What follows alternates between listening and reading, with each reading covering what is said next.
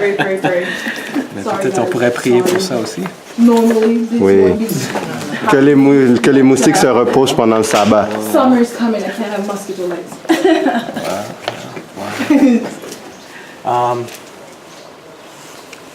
Alors, il me donne 45 minutes. Alors, ce qu'on va parler, on va parler des tests des prophètes. Mais l'affaire, c'est que ce soir, Wesley va parler de l'esprit de prophétie. Alors, il y a des choses que lui va couvrir encore plus en, comment on dit ça? En détail. Profondeur, en détail. Alors, j'ai décidé peut-être de faire un peu l'emphase sur d'autres choses. On va quand même passer à travers 4 tests de prophètes pour savoir un peu les faux des vrais. Mais on va parler un peu sur l'effet un peu sur l'esprit de prophétie aussi et l'effet que ça peut avoir sur les vies. Alors, on va changer ça. Ça ne va pas être très formel. Alors, si vous avez des questions, si vous voulez vous tenir debout, marcher un peu, frapper les moustiques, réveiller votre voisin qui dort, vous êtes... je ne vais pas être offendé. Non. Comment on dit ça? Offended.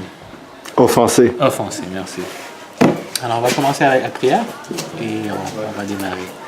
Bon et tendre Père Céleste, nous te remercions pour l'opportunité de passer un peu de temps dans la nature. Je te remercie aussi pour le Saint Sabbat, même qu'on peut entendre les oiseaux chanter. Et c'est un peu un avant-goût du ciel. On te demande, Seigneur, que tu puisses nous aider à nous concentrer sur ta parole cet après-midi, à apprendre ou à réapprendre les vérités pour ces derniers temps. Je te demande aussi que tu nous aides à ne pas être distrait, que tu chasses les moustiques loin et qu'on puisse avoir un moment avec ton esprit, qu'on puisse impressionner nos cœurs et nous donner des réponses pour affermir nos cœurs dans ta parole, dans ta vérité. Je te remercie, Seigneur, pour le sacrifice de Jésus à notre égard, pour nous avoir donné l'opportunité de te connaître et de te servir. Alors viens dans nos cœurs, Seigneur, et enseigne-nous, s'il te plaît. Pardonne nos fautes et tous nos péchés. Au nom de Jésus. Amen. Hello. Alors, on va ouvrir la Bible. Si c'est correct d'ouvrir la Bible, le sabbat? Oui. Oui. Alors, on va voir s'il y a des gens on peut lire pour nous. Alors, je vais avoir des textes bibliques et une fois qu'on arrive au texte, je vais demander qu'on puisse le lire. Alors, c'est qui va être le premier ou la première? Tu chassais une mouche ou tu... Non, j'ai chassé. Okay. Matthieu 24, verset 11. Numéro 2. Numéro 2. Alors, Actes, le livre des Actes 2, verset 17. Numéro 3. On va faire Amos, chapitre 3, le verset 7. Numéro 4. Apocalypse, chapitre 1, le verset 1 à 4. Et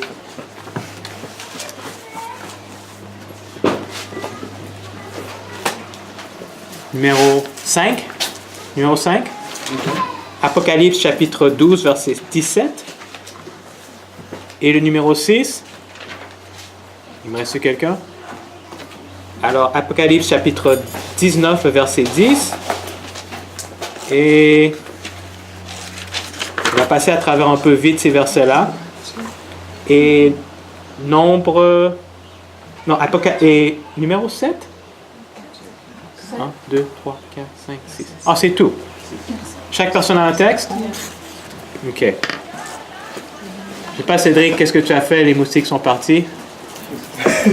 Peut-être c'est l'off ou... OK. Alors, je me rappelle quand j'avais à peu près, je sais pas, 19-20 ans, j'étais aux États-Unis et on a décidé en tant que jeune et moins jeune, de partir en Floride. Amen? Mais on n'a pas été en Floride pour aller sur la plage, on a été en Floride pour travailler pour Dieu. Alors, on a été pour frapper aux portes, parler aux gens. C'était une bonne expérience, même. C'était un temps, je me rappelle une fois, on a frappé aux portes. Et tu sais, aux États-Unis, la police, c'est vraiment... C'est quelque chose de strict. Ils ont ce qu'ils appellent des shérifs. Et les shérifs, ils pensent qu'ils sont le chef des États-Unis même, alors dans leur quartier. Et ils ont beaucoup de pouvoir. C'est pas comme la GRC ou comme ici, où le pouvoir est divisé un peu plus. Et je me rappelle que même une fois, on était dans un voisinage ou un neighborhood. Un voisinage. En tout cas, on avait à peu près 4 ou 5. Je ne sais pas comment ces gens fonctionnent, ou c'est Satan. Tout d'un coup, il y eut comme 8 voitures de police qui sont juste venues nous encercler comme si on était des voleurs. Et tout ce qu'on faisait, on frappait au port, partageait la parole de Dieu avec d'autres personnes. Et même, c'est incroyable comment Dieu a fonctionné, comme le chef de la police est venu, le shérif a dit, OK, il faut mettre ces gens-là en prison ce soir. Et là, il parlait, oui, il doit les mettre en prison parce qu'ils ont frappé au port, c'est un peu tard, les gens, on ne sait pas s'ils volent les gens et tout. Et, mais gloire à Dieu, on priait tout le temps pendant que la police était là. Et finalement, le shérif est parti et celui qui était en dessous du shérif, il a dit, tu sais, on ne va pas vous mettre en prison, on va juste vous dire qu'on va vous emmener en cour et vous devez arriver en cour à la date, sinon on va avoir un warrant. Mandat d'arrêt. Un mandat d'arrêt, si. Mais Dieu a été très bon. Les avocats, même la conférence générale, sont venus. Ils sont venus nous défendre à la cour. Et gloire à Dieu, j'ai reçu une lettre un peu plus tard qui nous a dit qu'on est acquis. Voilà. Alors, mais il y a beaucoup de choses qui se sont passées, juste pour vous montrer comment, quand on travaille pour Dieu, le plus qu'on est consacré à faire quelque chose, c'est parce qu'on est parfait. Mais quand on décide d'être plus sérieux pour le travail de Dieu, Satan commence à travailler. Et spécialement si on est jeune. Et Dieu vous appelle, je pense, chacun de vous à un travail encore plus sérieux de ce que vous faites. Vous faites déjà quelque chose, gloire à Dieu, continuez dans le chemin qu'on y va. Mais je me rappelle, j'étais dans une des voitures et je suivais une autre voiture. C'était une minivan brune, c'était une Ford, c'était une Windstar. Je ne sais pas si vous avez entendu parler. Et je me rappelle, je suivais cette caravane de la Virginie jusqu'en Floride. Et je suivais la caravane pendant des heures et des heures et des heures. Et finalement, j'ai réalisé,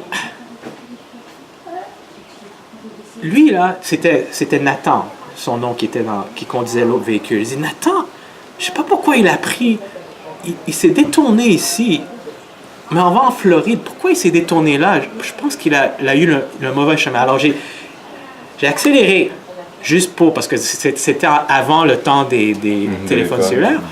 J'ai accéléré, et il allait pas mal vite, et pour le dépasser, pour lui parler. J'ai dépassé, j'étais presque juste à côté de lui. Et là, j'ai regardé dans la fenêtre, mais ce n'était pas Nathan. Oh. La surprise, le choc. Je dis, combien, 100, 200, 300 kilomètres, combien de millages est-ce que j'ai suivi? Je ne sais pas comment, mais à une intersection dans l'autoroute quelque part, lui, il a dû se tasser quelque part et une autre minivan, exactement la même couleur, exactement le même modèle, a dû être. Et là, je vois, et c'était, je sais pas, je me rappelle pas c'était qui, mais je me rappelle que c'était pas Nathan. Ça m'a vraiment frappé. Pourquoi? Parce que j'ai dû m'arrêter, parce que c'est lui qui connaissait le chemin. J'ai appris beaucoup de leçons. Une des leçons, je suis arrivé à peu près 5 heures plus tard en Floride que je devrais arriver. Mais c'était une leçon qui a pris du temps, mais ça m'a dit aussi, même si je suis quelqu'un, je devrais aussi savoir où je vais moi aussi. Dans le temps, avant même des GPS, c'est le temps où on dit non, toi tu veux m'inviter à ta maison, c'est correct. Mais donne-moi les directions. Même si je vais te suivre, je veux avoir les directions aussi. Okay? Ça, c'est une leçon spirituelle aussi. Parce que Dieu, on va voir que Dieu a un rôle pour les prophètes, à travers toute la Bible, mais aussi dans les derniers temps. OK? Dans Matthieu 24, verset 11, c'est qui a ce verset-là? Vas-y. Plusieurs faux prophètes s'élèveront et ils séduiront beaucoup de gens. Merci. Alors, à la fin des temps, Jésus nous dit, à la fin des temps, il y aura quelle sorte de prophètes? Faux. Des faux prophètes. Alors, c'est pour ça que c'est important de comprendre, wow, les prophètes, c'est des gens qui dirigent le monde. C'est des gens qui parlent du futur, qui nous parlent à des choses à venir. Dans la fin des temps, il y aura beaucoup de faux prophètes. Alors, c'est pour ça que c'est important d'être capable de discerner des vrais des faux. Il y a des gens qui disent, ben, c'est correct, je vais juste rester avec la Bible. Comme ça, n'importe qui vient, qui est prophète, même si qui est vrai ou même si qui est faux, ça sera correct parce que je reste avec la Bible. Amen? Amen? Non, il y a un trap. Parce que la Bible dit qu'il faut distinguer les bons prophètes. Donc, si tu vas avec la Bible, Oui, mais la c'est Bible nous dit babouche. distingue les bons prophètes. Il y en a des bons, il y en a des mauvais. Mais si je dis, OK, je n'aurais pas besoin de distinguer, je vais juste rester avec la Bible. Non, mais la Bible dit qu'il faut les distinguer. Donc, tu vas pas à ce que la Bible te dit. Mais il y a un problème là, c'est parce que Dieu demande de rester qu'avec la Bible. Oui. Mais ça dit aussi que Il faut éprouver. les jeunes, ils prophétiseront. Donc si tu dis que... Mais j'aurais juste pas à écouter, c'est tout. Non, mais ça marche pas. La Bible dit il ne faut pas mépriser les prophéties. Donc, Mais pourquoi? On n'a pas assez avec la Bible, c'est tout. C'est tout ce qu'on a besoin. oui, Amen. oui, mais la Bible, Amen. mais c'est la Bible qui annonce, que les prophéties vont venir. Donc, dire qu'on suit la Bible, mais qu'on ne suit pas la prophétie, c'est un oxymoron, c'est un paradoxe, ou c'est une contradiction. Vous pensez? Je sais. Mais comme Apôtre dit, on est tous ensemble, on est tous l'église et chaque personne a ses fonctions. Il y a quelqu'un qui est talentueux pour pouvoir partager la parole de Dieu. Il y en a un autre qui a un autre don pour... Chacun a ses dons. Puis une personne que Dieu a choisi pour révéler des choses, il a choisi pour lui-même. C'est pas n'importe qui choisit. S'il a vu son talent, il a donné quelque chose à lui. De partout, comme Jérémie a été choisi dès son enfance. So, c'est pas quelqu'un qui, par hasard, dit que je vais essayer d'être un prophète. Non, Dieu t'a pas donné quelque chose, tu le fais pas. Dieu à chaque personne a donné un don. Vous dites que Dieu donne des dons. Un des dons, c'est la prophétie. Exactement. Comme administration, pasteur et tout.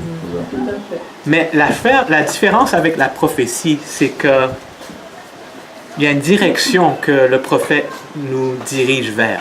Une direction, vous comprenez? Alors, au lieu de dire, oui, il y a quelqu'un qui a le don de l'hospitalité, mais ça ne veut pas dire que je dois aller à ta maison, même si tu as ce don-là. Si tu as le don de prophétie, pourquoi je dois t'écouter? Je pense, la question c'est pourquoi c'est important. Oui, c'est un don de l'esprit, et c'est important, mais parce qu'il y a tellement de faux prophètes, parce que je suis lazy, paresseux, j'ai vraiment pas le temps de tester tous les prophètes qui sortent. Il y a tellement de faux prophètes. Je vais juste rester avec la parole de Dieu, qui est la Bible, qui est les prophètes. Amen. Et je vais être correct. Oui, non. Tout ce qu'il y a autour de nous pour nous faire comprendre sa parole. Parce que c'est pas parce que j'ai lu la Bible que j'arrive à comprendre le message. Parfois, il utilise d'autres personnes comme les prophètes pour nous faire comprendre le message. Mais moi, il ne faut pas que j'oublie l'essentiel parce que tout doit être pointé vers une et une seule personne. Qui est? Jésus. Amen. Ben, ça m'amène à ça. Le témoignage de Jésus, c'est l'esprit de la prophétie. D'autant plus qu'Apocalypse, qui est un livre prophétique, les premières paroles sont révélations de Jésus-Christ. Donc, si on refuse le témoignage d'un prophète, ben, c'est Jésus qui parle à travers ce prophète. Donc, c'est Jésus qu'on rejette à ce moment-là. Parce que c'est la révélation de Jésus. Très intéressant, très intéressant. Alors, ce qu'on a pu... Oui. Et comment distinguer, disons, la personne, comment peut-on distinguer les faux prophètes des vrais? Parce que les faux, des fois, ils peuvent vous dire des affaires qui sont dans la Bible. Plusieurs. Oui, alors comment aller? Plusieurs. Si je le trouve, ce qu'il me dit, comment je peux savoir qu'il est un faux? Très bonne question. On va aller regarder les tests des prophètes. Mais ce qui est intéressant, l'autre jour, j'avais vu une vidéo, c'était une prophétesse en Afrique, Et elle, je ne sais pas si vous avez vu une vidéo, c'était là sur WhatsApp. Et elle disait comment elle avait un peu d'eau, quelque chose comme ça, qu'elle va te vendre de l'eau. Et si tu achètes cette eau-là et tu le mets, c'était même pas de l'eau, c'était comme de la glace, je pense. Et quand tu le mets proche de ton lit, alors que la glace va fondre, tes problèmes vont fondre en même temps. Ouais. Et elle a dit, Dieu accepte pas l'argent du Kenya ou du Niger, juste l'argent américain. Oh, wow! Déjà, là, c'est pas... Voilà. Déjà, là, parce que tout ce qui est...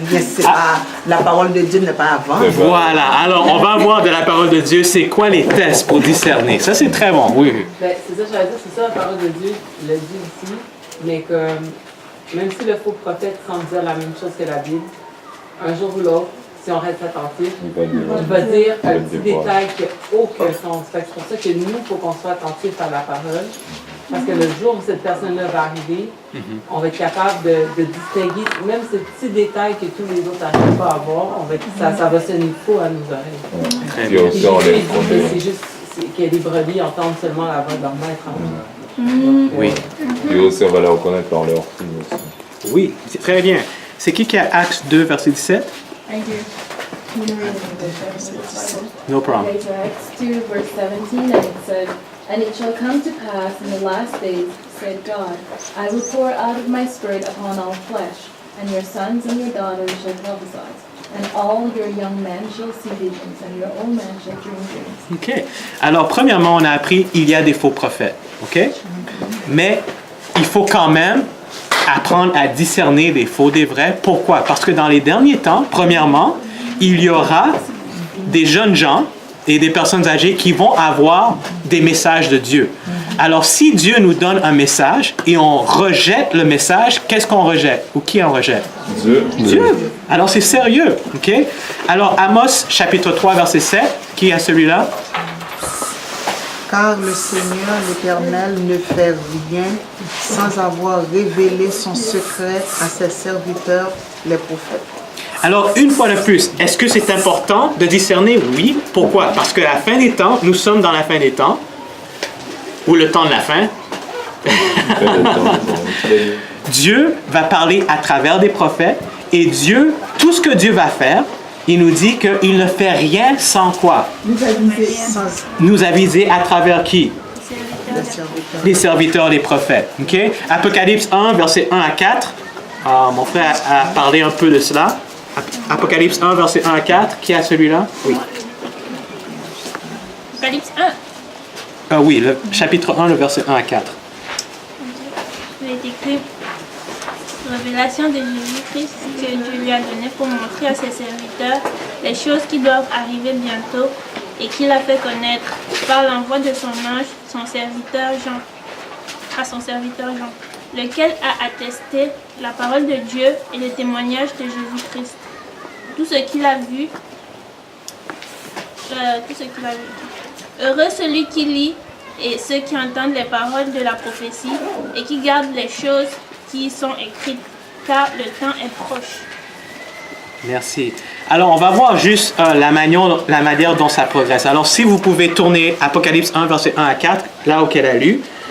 La première chose, c'est Dieu. Dieu parle à qui? Contextuellement parlant. Serviteur. Non, la progression. Il parle à l'ange?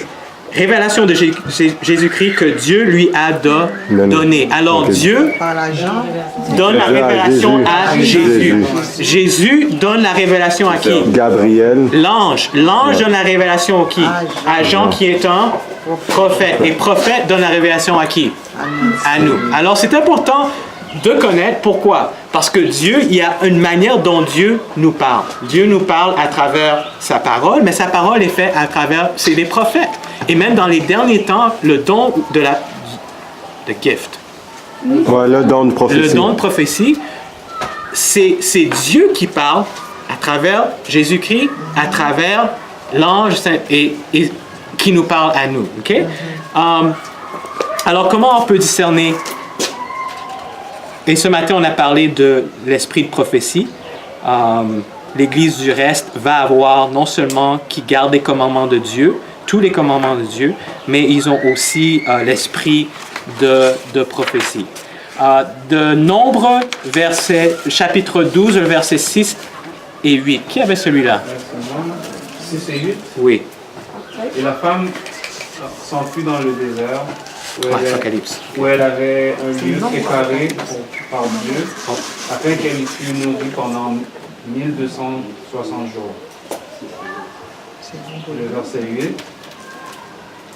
Mais ils ne furent pas les plus forts et leur place ne fut plus trouvée dans le ciel.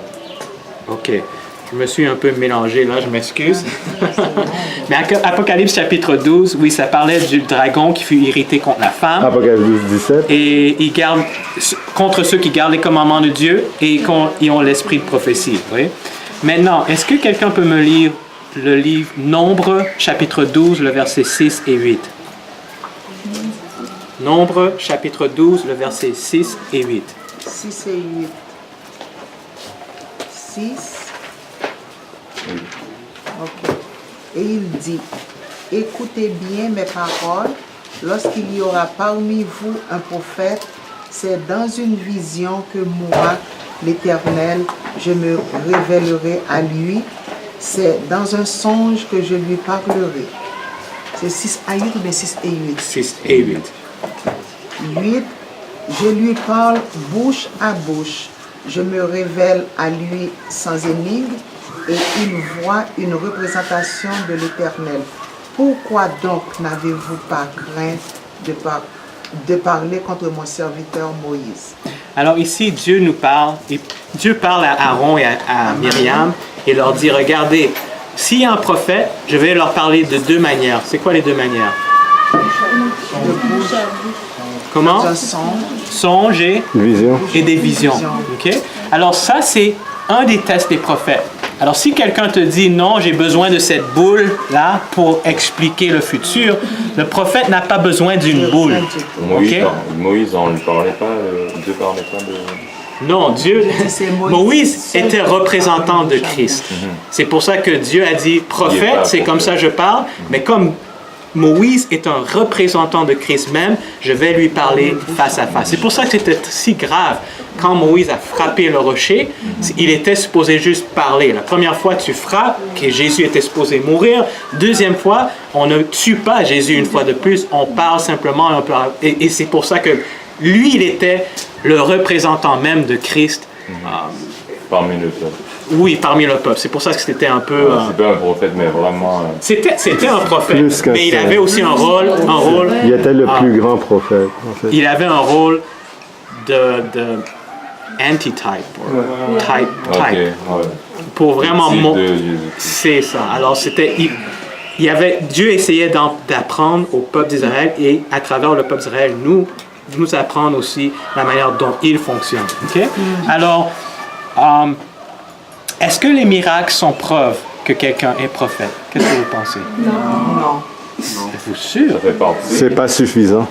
Mais parce qu'il y a des versets qui parlent que même l'ennemi peut faire des miracles. Très bien, très bien. C'est pour ça que des tests des prophètes, ça n'inclut jamais les miracles. Non. Mais la plupart des gens, parce que nous sommes des humains, nous sommes émotionnels, d'habitude, c'est ces choses-là qui nous emmènent. J'avais entendu le témoignage d'une personne qui était tellement sceptique contre tu sais, les possessions des démons, spiritualisme, des choses comme ça n'existe pas. Alors un jour, il a été avec les caméras dans une maison hantée et avant qu'ils avaient fini de filmer, il a été battu et tout. Alors là, il était tellement convaincu, mais il a été plongé dans le spiritualisme au lieu de plonger dans la parole de Dieu. Okay? Alors on est des gens qui réagissent à ce que nous avons comme expérience, ce que nous avons comme émotion et tout. Et c'est pour ça que c'est un peu dangereux. On ne peut pas se fier sur nos émotions pour tester les prophètes. Les miracles, ça tombe en dessous de catégorie d'émotion. On doit se baser sur les principes. Okay? Alors, Apocalypse 16, verset 14, ça nous montre comme Nicolas nous parlait, car ce sont des esprits, des démons qui font des prodiges et qui vont vers les rois de toute la terre. Alors nous savons que les miracles ne peuvent pas être quelque chose qui nous aide à discerner. Pourquoi? Parce que c'est quelque chose avec pouvoir supernaturel ou surnaturel. Satan peut le faire, Dieu aussi peut le faire. On ne peut pas utiliser ça. Alors, 1 Thessaloniciens 5, versets 20 et 21. Qui va me lire ça? 1 Thessaloniciens 5, 20 à 21. C'est gratuit. Qui me lit ça aujourd'hui?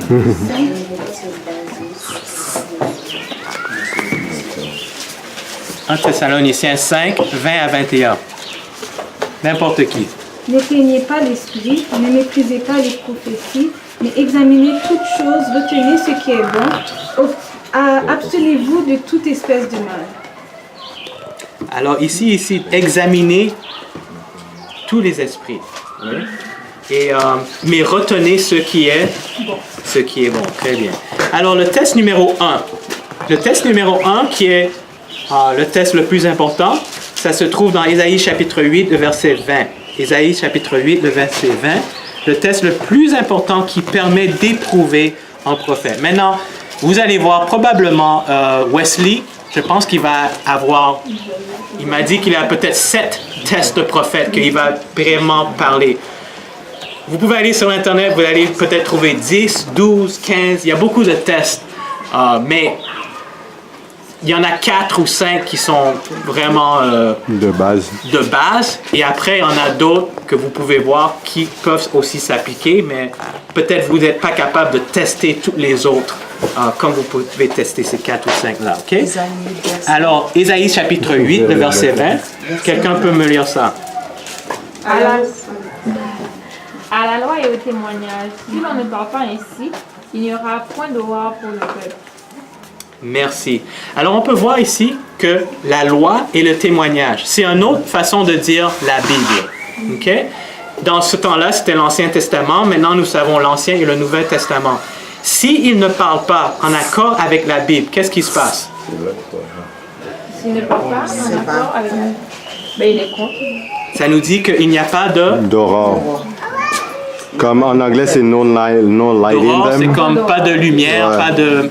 C'est ça. Alors, ça, c'est un principe de base. Si quelqu'un te dit, oh, non, je vais vous parler de Jésus, il parle des visions qu'ils ont eues du ciel et tout. Vous devez honorer Dieu, vous devez garder ses commandements aussi. Et non, le Saint-Esprit,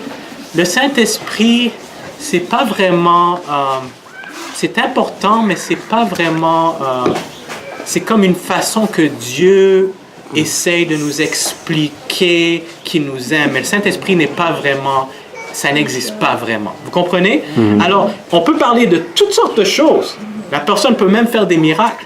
Mais s'il y a une chose que la personne n'est pas en accord avec la parole de Dieu, la loi et les témoignages, qui est vraiment la parole de Dieu, les principes bibliques, alors il n'y a pas de lumière dans ce qu'ils vont faire. Alors ça, c'est un point très important, parce que la plupart des gens, la manière dont nous sommes deceived. Séduits. Séduits peut-être. Ouais. Non? Trompés. C'est que la personne a tellement de bonnes qualités que nous pensons, oh, ok, alors ça doit être bien. Oh, il y a juste une personne. C'est comme quand tu maries quelqu'un. Tu sais que quand tu vas marier la personne ne va pas être parfaite. C'est juste moi qui est parfait, c'est sûr. C'est ça la mentalité. La personne doit être parfaite.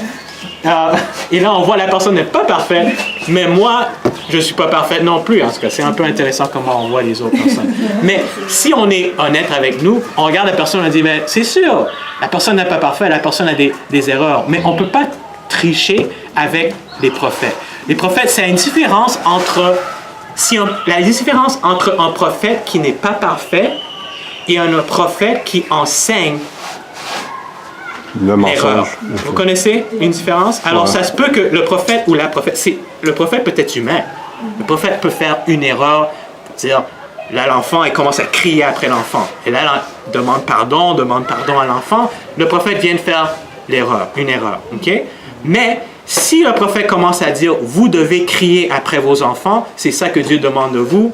Et vous comprenez, il y a une différence. Là, il enseigne l'erreur, enseigne le péché,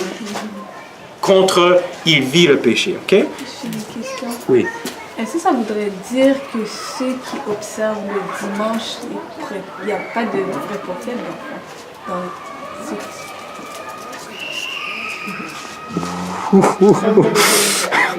Wow! Non, mais je comprends pas dans quel sens. Mais si, exemple, tu parles de sabbat, il va dire non, parce qu'il va le dimanche. Donc, Jésus, tu peux continuer à l'écouter?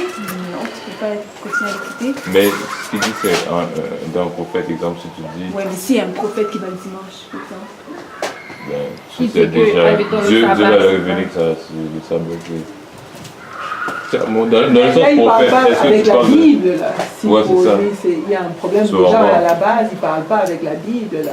Si tu dis que le dimanche, ça va. Mais pour moi, c'est aussi l'esprit. Je pense que où sommes-nous dans le timeline of prophecy? Comment on dit ça? La ligne du temps de la prophétie. La ligne du temps de la prophétie. Si c'était dans les 1700, 1800, ça c'est une chose.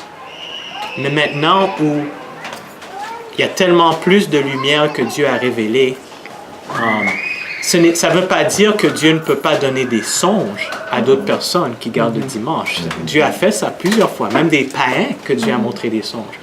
Mais que Dieu a accordé à quelqu'un le don de la prophétie pour faire un ministère spécial dans les derniers temps, moi, personnellement, je n'ai pas la conviction, mais en tout cas, vous pouvez faire votre propre recherche. Amen. Ça peut arriver parce qu'il faut comprendre l'inspiration aussi. Le Saint-Esprit peut te parler, mais tu peux le rejeter. Alors, il pourrait dire moitié de la vérité. Puis ça pourrait être que Dieu voudrait qu'il soit un prophète, mais dans le fond, il ne veut pas l'accepter. Alors, il commence à parler du dimanche, puis il passe son plan.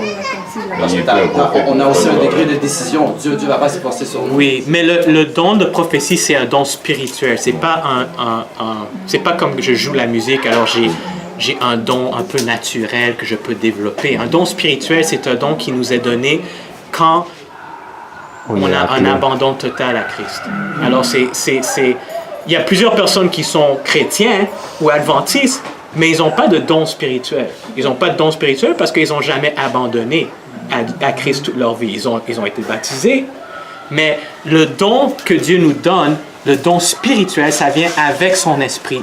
L'esprit qui rentre en nous.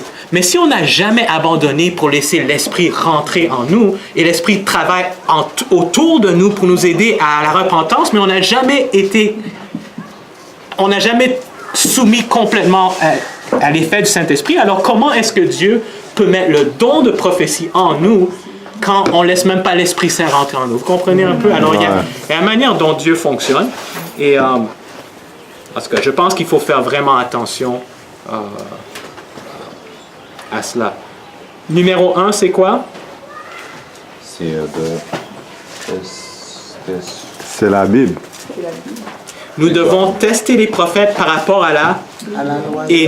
C'est ça, par rapport à la Bible, et non pas tester la Bible par rapport au prophète. Voilà. Alors, certains d'entre vous probablement vous rappeler, je ne sais pas rappeler, ça fait des années, Jim Jones en Guyane, qui avait emmené Georgetown, ces gens qui se sont suicidés et tout. Alors lui, il avait une Bible. Une fois à l'église, il était à l'église, il y avait une grosse... Il faisait beaucoup de choses, beaucoup d'aide humanitaire aux États-Unis, beaucoup de bonnes choses. Mais une fois, il avait pris la Bible durant le service et il a lancé la Bible. Et ça a atterri par terre. Et c'était silence. Et il a dit quelque chose comme « c'est moi que vous écoutez » ou quelque chose comme ça. Quelque chose comme ça. C'est un peu aussi comme l'esprit, comme les Mormons. Les Mormons, ils disent « non, la Bible est inspirée, c'est bien, c'est bien, c'est bien ».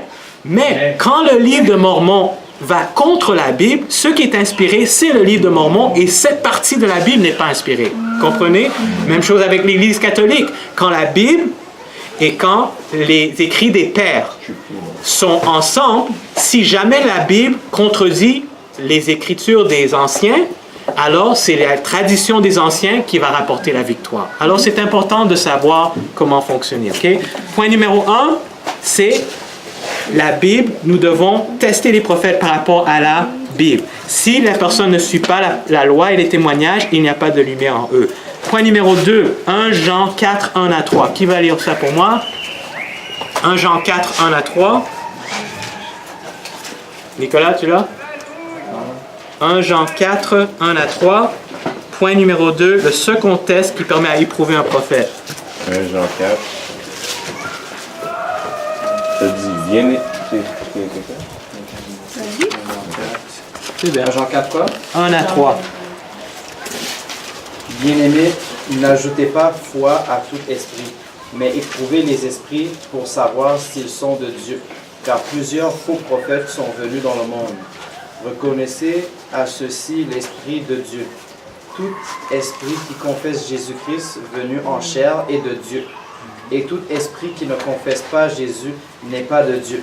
C'est celui de l'Antéchrist dont vous avez appris la venue et qui maintenant est déjà dans le monde. Merci. Alors, tout prophète de Dieu doit reconnaître et enseigner la vérité au sujet de Jésus-Christ, qu'il était Dieu en forme humaine. Les vrais prophètes doivent également exalter Jésus et non eux-mêmes. La plupart des faux prophètes cherchent à attirer l'attention, non pas sur la parole de Dieu et sur Jésus-Christ, mais sur eux-mêmes et leurs propres idées. Alors souvent, c'est eux-mêmes. Pourquoi? Parce qu'ils veulent. Ça, c'est très évident d'habitude. Quand un prophète te dit « Hey, tu dois me payer, sinon je ne peux pas te donner la prophétie », là, tout d'un coup, tu sais, ils n'exaltent pas Jésus-Christ, ils exaltent eux autres. Okay? Alors, ils doivent exalter Jésus-Christ, c'est le Fils. Et exalter Christ, ça ne veut pas dire que je crois en Jésus-Christ. Amen, maintenant, donne-moi ton argent. Okay? C'est une différence. Exalter Christ, c'est aussi exalter, bien sûr, dans la vie aussi. OK? Numéro 3. C'est exalter Christ. Il faut qu'il prophétise Christ. Oui, ils reconnaissent la vérité. C'est ça, exalter Christ. Mais les vrais prophètes doivent aussi croire que Jésus-Christ est venu en chair et en os, mais c'est le Fils divin même. Numéro 3. Quel est le troisième test permettant d'éprouver? Matthieu 7, le verset 15 à 16. Matthieu 7, le verset 15 à 16. On a déjà parlé un petit peu de cela, mais quelqu'un peut me lire Matthieu 7, le verset 15 à 16.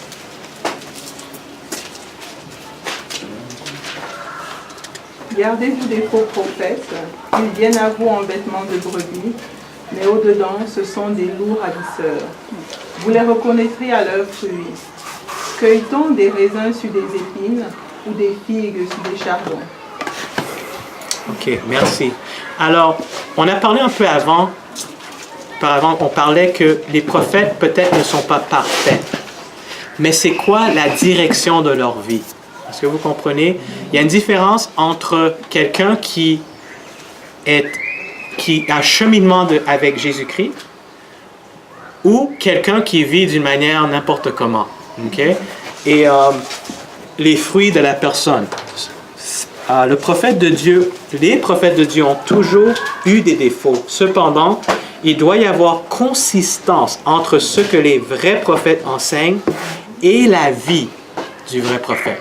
Okay? Alors, si la personne prêche quelque chose, par exemple, je me fâche et je crie contre mon enfant. OK? Maintenant, je peux commencer à me justifier, l'enfant a dit ça, là, il désire. Ou je peux m'humilier. Je dis non, je n'enseigne pas qu'on devrait juste crier comme ça en colère. Oui, on doit discipliner l'enfant, mais ce n'est pas la manière dont on devrait le faire. Je m'humilie et non seulement ça, je demande pardon même à l'enfant. Dire je m'excuse, ce que tu as fait, c'était pas bien, mais papa n'aurait pas dû crier après toi. Okay? Là, c'est la différence entre les deux. J'enseigne la vérité et je peux montrer, non seulement par ma chute que je suis humain, mais aussi par la manière dont j'ai demandé pardon et j'ai demandé pardon à l'enfant et à Dieu aussi, comment la direction de ma vie. Ou l'autre manière, c'est que je crée après l'enfant et l'enfant peut faire ce qu'il veut, whatever, et c'est sa faute et tout. Et même je commence à enseigner que... OK? Oui. Ouais, ben, des fois, même l'humilité peut être perçue comme vertu, comme pour les prophètes. Parce qu'on va regarder peut-être le pape actuel qu'on a. Il fait des... Tu sais, il est différent des autres papes dans le sens où il ne va pas utiliser son Pope Mobile. Il va juste marcher dans les rues, puis tu sais, il démontre vraiment qu'il est humble. Mais il a un but derrière ça. Oui. Donc, ça aussi, il faut faire attention. Il faut faire attention. Mais l'humilité, c'est un peu plus... L'humilité, c'est un peu plus profond de ce qu'il fait. Alors, Jésus, quand il est venu dans les tables. Lui, il reste toujours dans un palais, même s'il n'utilise pas son Pope Mobile. Et si tu vas dans son palais, c'est de l'or partout. Pourquoi ne pas vendre? Le Vatican a des milliards de dollars. Pourquoi pas vendre la moitié de ça, donner aux pauvres et vivre comme Jésus dit? Non, c'est comme... Leave that alone. OK. Alors, avec ça, si tu oui. dois juste dire que son vie doit être... en accord avec ses enseignements. Parce que comment est-ce que je peux dire aux gens, il n'y a pas de péché à être riche. Mais c'est pas le problème, c'est pas que le pape est riche, c'est le pape déclare qu'il est Dieu. Et ça, c'est la différence. Il y a une différence. Tu peux être riche, il n'y a pas de problème, tu peux donner ton argent ou pas donner ton argent. Tu fais ce que tu veux, Dieu peut te bénir, peut te bénir avec l'argent. Il veut que tu partages, que les gens... Mais quand tu dis toi-même que je suis Dieu lui-même, il dit là, en tout cas, ça c'est un peu différent. Ouais. Oui. Ben, question, comment on pourrait, dans ce cas-là, dans le cas de Jonas, parce que lui, comme même à la fin de son écrit, c'est comme, même Ellen White le décrit comme il était surpris, on ne sait pas s'il s'est entièrement repenti de son attitude, c'est comme un genre de point d'interrogation. Mais on sait que lui, c'était quand même un prophète de l'Éternel, je veux dire, Dieu l'avait appelé, il a fait toutes ces choses-là, mais à la fin, il n'a pas agi comme quelqu'un de converti en tant que tel pour autant. Vous savez, c'est... Balaam, c'était un faux prophète à la fin. Mais il était un vrai prophète avant. Ouais, c'est ça, oui, mais lui est tombé après, comme on voit sa chute aussi, mais comme puis il a apostasé. Ça, c'est une bonne chose, apostasé. parce que ça nous montre comment les prophètes sont humains, qui sont soumis à Dieu. Dieu leur donne le don de prophétie. Mais juste à cause que Dieu te donne le don de prophétie, ça ne veut pas dire qu'une fois sauvé et le don de prophétie, toujours sauvé. Alors, Ouais. c'est très important de voir que même si je reçois ce don spirituel, si j'utilise ce don d'une manière mauvaise ou pour gagner un peu d'argent et tout, alors l'Esprit de Dieu éventuellement peut se retirer de moi. Okay? Et même Balaam, il est presque mort à cause de cela. Mais ce qui est un peu triste avec ça, c'est qu'on voit ça même, par exemple, on voit ça même avec les chefs spirituels. Peut-être il y a un bon prédicateur que Dieu a donné un don, que cette personne peut prêcher. Mais après, cette personne arrête de suivre Dieu. Prêche toujours. Mais le problème, c'est que les gens, ils voient toujours ce prédicateur comme un homme fidèle. Et malheureusement, parfois, ces prédicateurs-là, ils ont emmené des jeunes filles, par exemple, à des actes inappropriés parce que les filles voyaient un homme spirituel et la personne a abusé le don spirituel que Dieu a. Alors c'est vraiment triste, mais je pense que tout qui est caché un jour sera révélé. Voilà. Et nous vivons vraiment dans un monde difficile et de péché. Le test numéro 4, Jérémie 28, verset 9. C'était quoi le verset? Alors, numéro 3? Matthieu 7. Vous les reconnaîtrez à leurs fruits. Consistance entre ce que la personne enseigne et la vie de la personne. Numéro 4, le quatrième test, Jérémie 28, verset 9.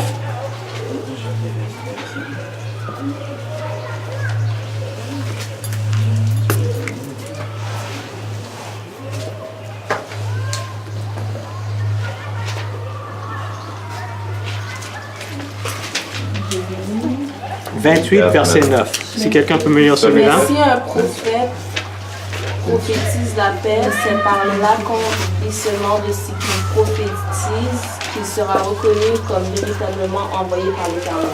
Ça, c'est important.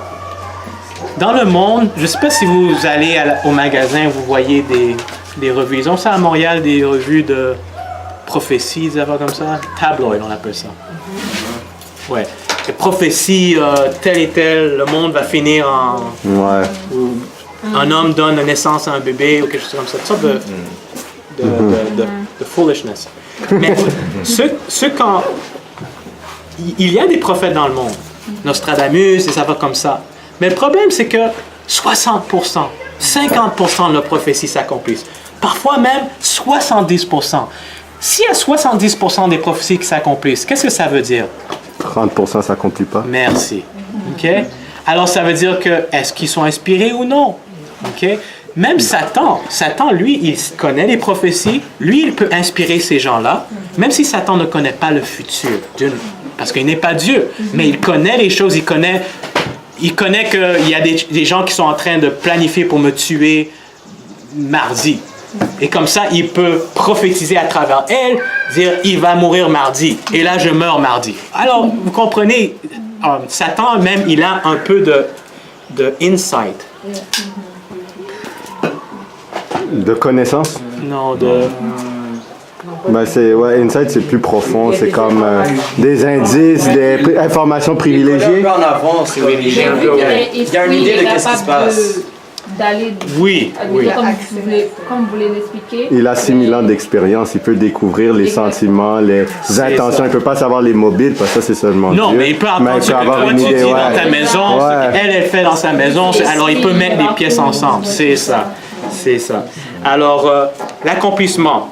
Est-ce que la prophétie s'accomplit? Un vrai prophète ne fait pas de fausses prédictions. Si un prophète est de Dieu, les choses qu'il ou elle annonce s'accompliront. Toutefois, l'exactitude seule ne qualifie pas automatiquement une personne comme étant un vrai prophète. Parce que le prophète peut dire juste une prophétie et bingo, c'est arrivé. Ah, tu vois, je suis un vrai prophète. Pourquoi?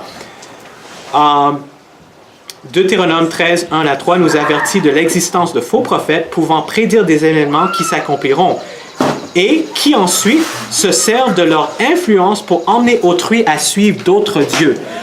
Tout vrai prophète, ça c'est Deutéronome 13, 1 à 3. Tout vrai prophète doit emmener le peuple à adorer Dieu selon la Bible. Alors c'est important de reconnaître que quand on fait un test des prophètes, on ne peut pas juste prendre un test. Il faut prendre, OK, est-ce que la personne parle la parole de Dieu?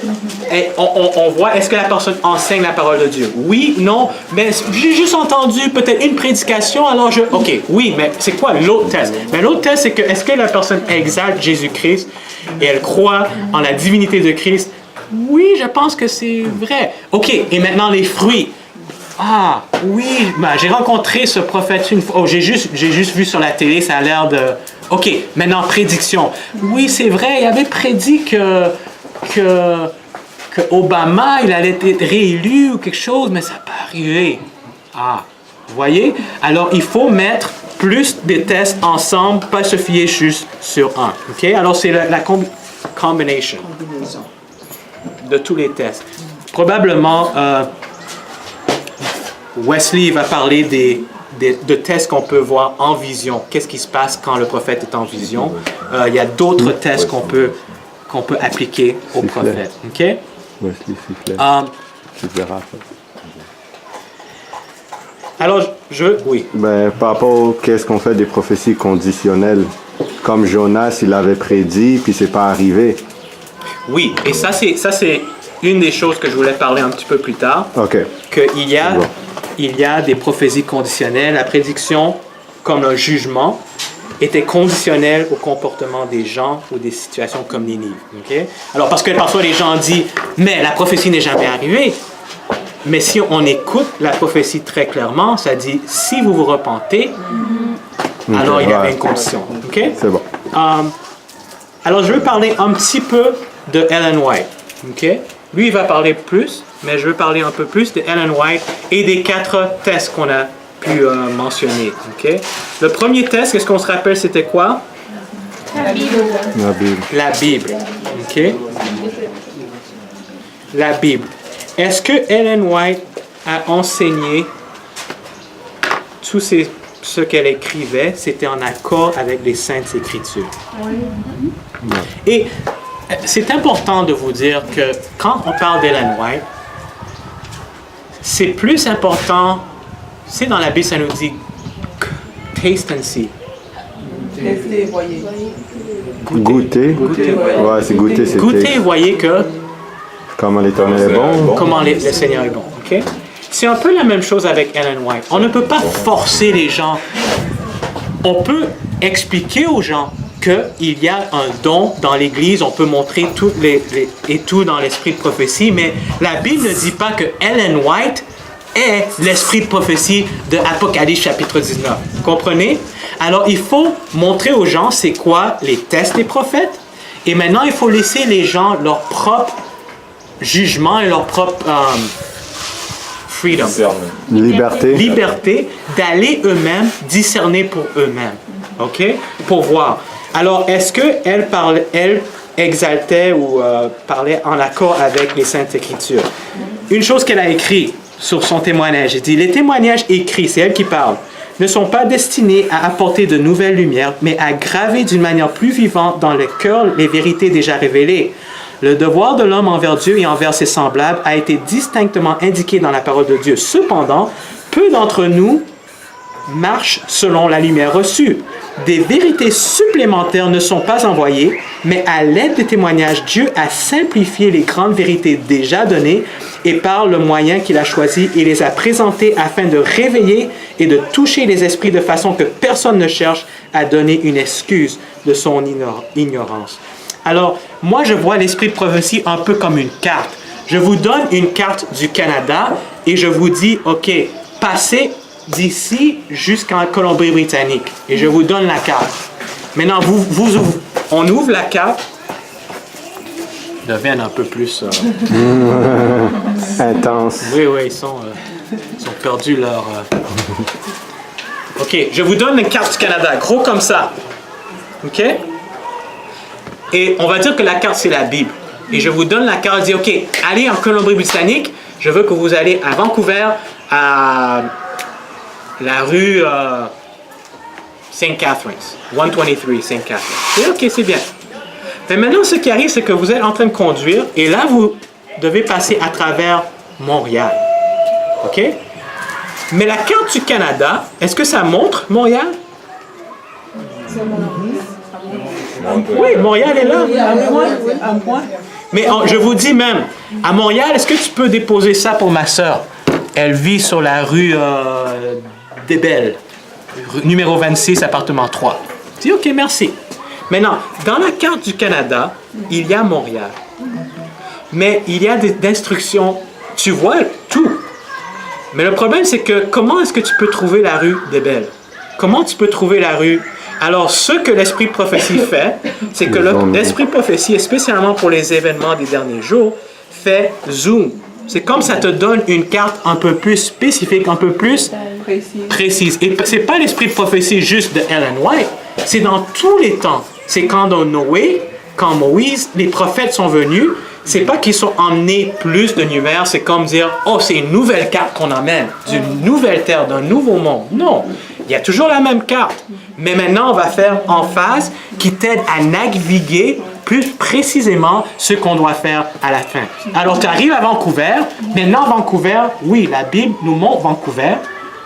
Mais le problème, c'est que comment arriver à cette rue-là? Oui, peut-être tu peux arriver. Il y a des personnes qui ne vont pas connaître l'esprit de prophétie et ils vont quand même arriver au ciel. Amen? Oui.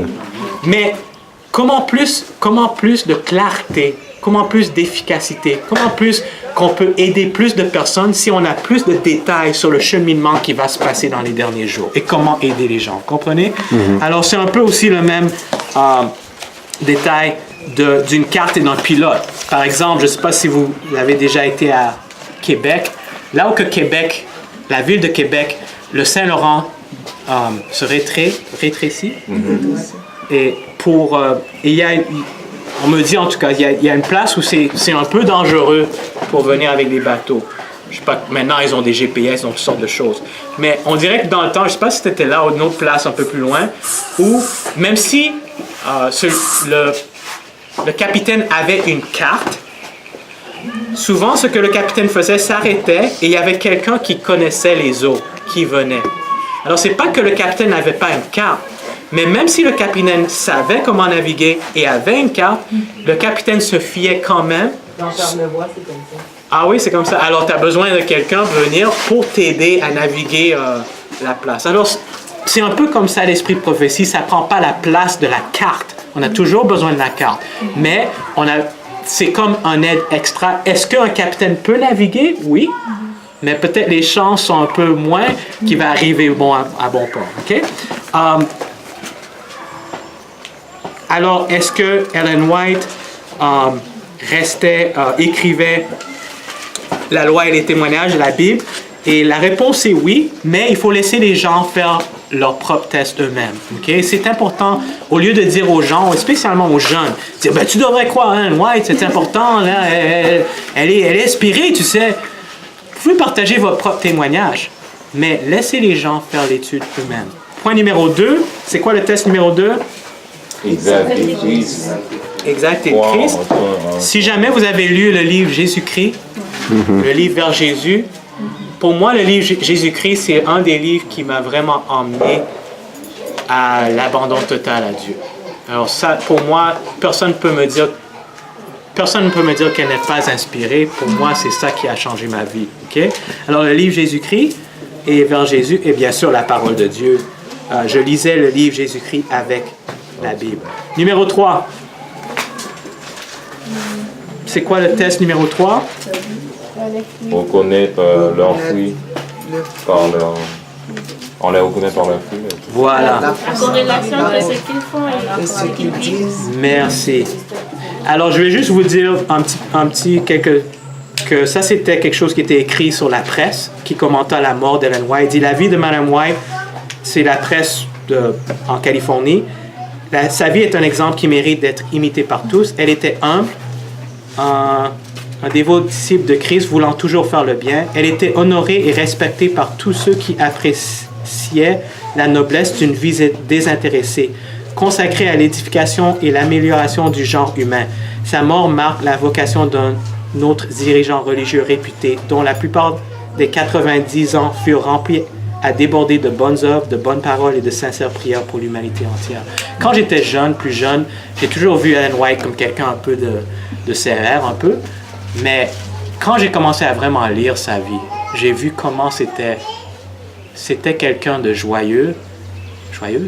En tout cas, c'était quelqu'un de très, très sympa. Très sympa. C'était quelqu'un qui avait le don, je pense, l'hospitalité aussi. Plusieurs fois, elle avait beaucoup de gens qui vivaient dans sa maison. Elle aidait, elle aimait les enfants l'aimaient aussi. Et ça, c'est un petit quelque chose, quand les enfants t'aiment, souvent les enfants, ils peuvent sentir quand c'est quelqu'un qui est un peu, pas tout le temps, mais qui est un peu intéressant, mais les enfants aimaient beaucoup Mme White. C'était pas quelqu'un qui dit, mais tu devrais pas faire ça et ça et ça. Bien sûr, si c'est fait comme ça, les enfants vont pas t'aimer. Hein? Mais si on lit sur sa vie, on peut voir qu'elle avait un beau caractère. Okay? Et numéro 4, c'est quoi? Les prédictions. Ouais, il faut que ça s'accomplisse. Et elle n'a pas fait beaucoup de prédictions, mais les prophéties qu'elle a prédites ont été accomplies, et il y en a qui n'ont pas été accomplies parce que c'est encore dans le futur, et il y en a d'autres qui c'est des prophéties conditionnelles. Comme en 1906, il y avait un gros tremblement de terre en Californie. Elle a prédit ça, elle a prédit même la guerre entre le Nord et le Sud, et d'autres petites choses comme ça. Okay? Le Nord et le Sud. Ouais, la guerre de sécession. Okay. Pour l'esclavage. Pour l'esclavage, merci. Je veux juste finir avec, vous partager avec une histoire ici.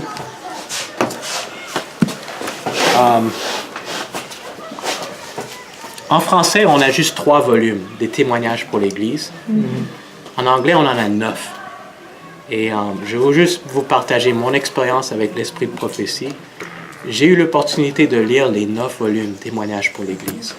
Et je vais vous avouer que parfois c'était plate, parce que c'était long. Mais pour le ministère, pour ma vie chrétienne, à part la Bible et le livre Jésus-Christ, c'est une des choses qui m'a aidé le plus. Pourquoi? Parce que le témoignage pour l'Église, ça passe à travers beaucoup de cas, des choses comme... C'est comme... Est-ce que vous avez déjà visité des avocats? Peut-être pas maintenant, mais dans le temps, les avocats, ils avaient toutes sortes de livres derrière leur... Et c'était comme des cas. C'est comme Monsieur X a emmené en cours contre Madame X parce que il était divorcé, mais elle a vu cette femme, et toutes sortes de choses, où il a volé son cheval. Et là, l'avocat va voir, ça c'est des cas où on a appliqué la loi.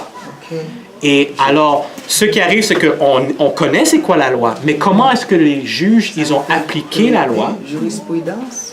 C'est ça. Alors, c'est ça, c'est tous ces livres-là. Maintenant, je pense que c'est sur l'ordinateur ou l'Internet. Mais ce qui arrive, c'est que les 9 volumes des témoignages, c'est ça. Alors, si vous avez l'opportunité, c'est une bonne expérience. C'est témoignage pour l'Église. Vous faites partie de l'Église, non? Ouais. Comme ci, comme ça? Alors, peut-être c'est pour vous? Amen! Powerful. Et c'est qui l'a lu? Je vois sur OK. Alors, ces livres-là, ils ont été écrits pour qui? Alors, les témoins de Jéhovah ou quoi? Je vous invite, s'il vous plaît, lisez. En français, vous avez juste 3 volumes. En anglais, il y en a 9. Lisez. Il ne faut pas tous les lire d'un seul coup. Ça m'a pris peut-être 1 an ou 2. Mais ce que ça m'a fait, ça m'a emmené tellement de balance. Parce que parfois, je dis, l'Esprit de prophétie nous dit, il faut faire ça.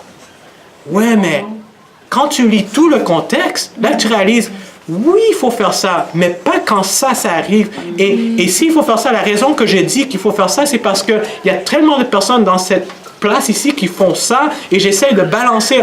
Alors, vous comprenez, ça donne tellement de... C'est comme jurisprudence. Oui, jurisprudence. Voilà. Numéro 2. Lisez pour votre vie familiale. Moi, ma femme et moi, on lit pour le culte familial, on lit la Bible, mais le soir, parfois, on va lire sur enfance, sur comment élever les enfants. On va lire sur des livres comme Foyer chrétien pour notre mariage. On va lire sur les finances, l'économie. On va lire sur la santé. C'est des choses qu'on lit ensemble et on parle ensemble. Et pour moi, ça fait presque 14 ans qu'on est mariés. Et pour moi, ça, c'est une des choses qui a fait tellement de bonnes choses pour notre mariage. Parce qu'on a pu non seulement communiquer à propos des choses spirituelles, mais on a pu apprendre ensemble à être instruits par l'Esprit de prophétie et qui nous a dirigés souvent à la Bible. Dernière chose, 2 Chroniques 20, verset 20. 2 Chroniques 20, verset 20. Quelqu'un peut me lire ça? Le lendemain, ils se mirent en marche de grand matin pour le désert de Tékoa. À leur départ, Josaphat se présenta et dit, « Écoutez-moi, Juda et habitants de Jérusalem. Confiez-vous en l'Éternel votre Dieu, et vous serez affermis. Confiez-vous en ses prophètes, et vous réussirez. » Alors, l'appel, c'est de nous confier à Dieu pour être quoi? Affermi et confier en ses prophètes. Et qu'est-ce qui arrivera? Vous réussirez. Est-ce que vous voulez réussir dans votre mariage? Amen. Dans votre... L'amen était un peu trop vite, ok? Est-ce qu'on veut réussir dans nos finances? Est-ce qu'on veut réussir dans le succès contre les moustiques? Amen? Alors, je pense qu'on doit prier. Est-ce qu'il y a des questions avant qu'on prie? Il y a beaucoup d'autres choses qu'on pourrait suivre, mais je sais qu'à la fin des temps, il y aura plus en plus de personnes qui vont dire qu'ils ont le don de prophétie. Et il faut pas les tester juste avec une chose, mais les tester avec tous les tests principaux. Et je pense que Dieu va nous donner le succès. Amen? Amen. Oui. Est-ce que vous pensez que quelqu'un qui croit à un autre prophète, donc tu converses avec cette personne-là, si tu penses que qu'est-ce que tu fais? Exemple, j'ai rencontré des Mormons, c'est pour ça. Puis je peux pas, j'ai pas quoi dire. J'essaie de tenir la Bible, les autres ils utilisent la Bible, mais de leur façon. Puis je vais pas juste faire, c'est chiant pour vous, vous connaissez pas Dieu, vous ne voulez pas le connaître, bye. Tu sais, je trouve ça méchant. C'est quoi notre approche avec ces personnes-là? Dans le livre Évangile, ça nous parle comment on devrait, quand on parle avec des gens comme ça, on devrait premièrement faire emphase sur ce qu'on a de commun. Ça, c'est le premier pas. Comme ça, on peut gagner leur confiance. On peut voir, et ils peuvent voir que... Parce que si on dit, oh, vous gardez pas le sabbat, nous, on garde le sabbat. Vous avez un prophète? Non, on a... Et là c'est fini. Alors, rappelez-vous, ce matin, on a parlé, le but, c'est la réconciliation. C'est pas de prouver que moi, mon prophète est bon et ton prophète est... J'aimerais réconcilier ces gens avec Dieu d'une manière spéciale. Je ne sais pas à quel niveau, ça c'est l'œuvre du Saint-Esprit. Alors, premièrement, base de ce qu'on a en commun, et après qu'on a cette base en commun, laisse l'Esprit Saint diriger. Et on peut, pour moi, même mon père, je me rappelle souvent, il faisait des études bibliques avec des témoins de Jéhovah et des Mormons. Et il y avait un gars qui était le chef des témoins de Jéhovah dans la région, mais c'était un gars très sympa. Mais ce qu'il avait décidé avec mon père, c'est que lui, il allait faire une étude, une semaine, et l'autre étude, mon père allait. Alors, ils étaient corrects comme ça. Et comme ça, il était capable de partager la vérité. Mais, moi, quand je frappe aux portes, je rencontre des témoins de Jéhovah d'habitude, ils n'ont pas, ou d'autres personnes, ils n'ont pas la mentalité d'apprendre, de partage. Ils ont la mentalité que moi j'ai la vérité et toi tu dois m'écouter.